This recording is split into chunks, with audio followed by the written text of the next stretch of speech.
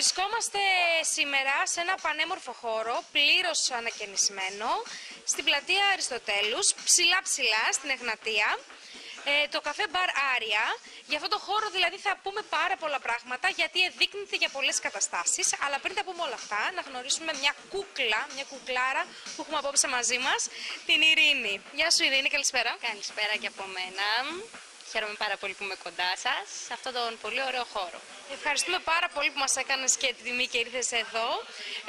Έχεις ξανάρθει εδώ πέρα και για πες μου τη γνώμη σου, πώς τα πέρασες?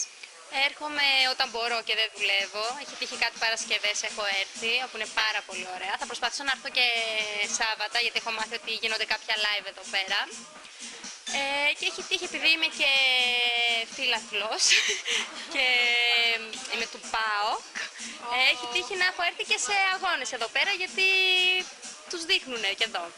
Λοιπόν, εγώ θέλω κάποια στιγμή να κάνω μία εκπομπή εδώ πέρα και θα το κάνω αυτό με φανέλα του ΠΑΟΚ.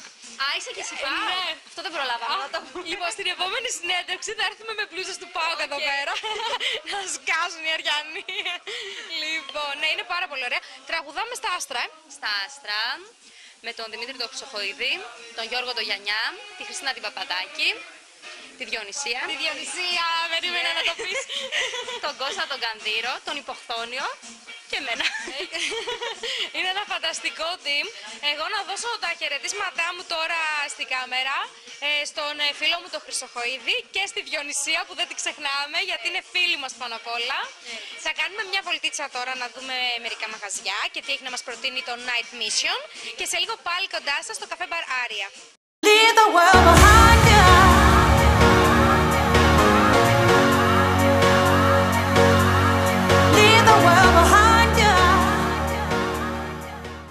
Επιστροφή στο καφέ Μπαρ Τρεζόρ, στο πεζόδρομο του Κορδελιού. Μαζί μας η Ανδρομάχη.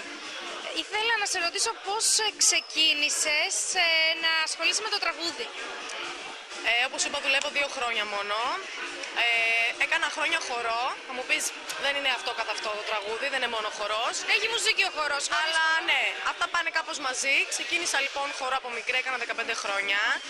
Και κάποια στιγμή σταμάτησα το χορό και ήθελα να ασχοληθώ με αυτό το πράγμα, γιατί μου άρεσε και γιατί δεν ήθελα να φτάσω σε κάποια ηλικία και να πω ότι δεν προσπάθησα.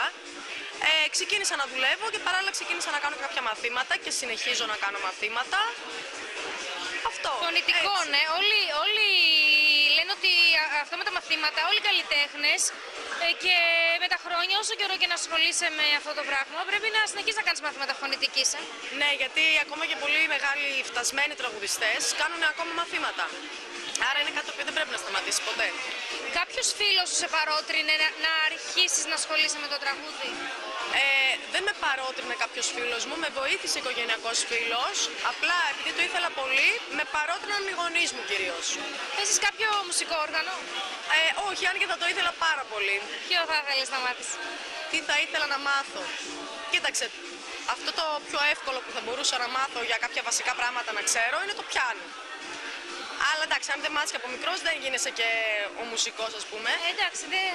Αλλά το αγαπημένο μου όργανο είναι η ηλεκτρική κιθάρα. Wow. Ναι. Και τι τραγούδια τραγουδάς στο μαγαζί? Μοντέρνα. Έχουμε ένα θέμα εδώ πέρα με κάτι. Όχι μοντέρνα, λαϊκά. Μοντέρνα. Κυρίως στο πρώτο πρόγραμμα είμαι μοντέρνα.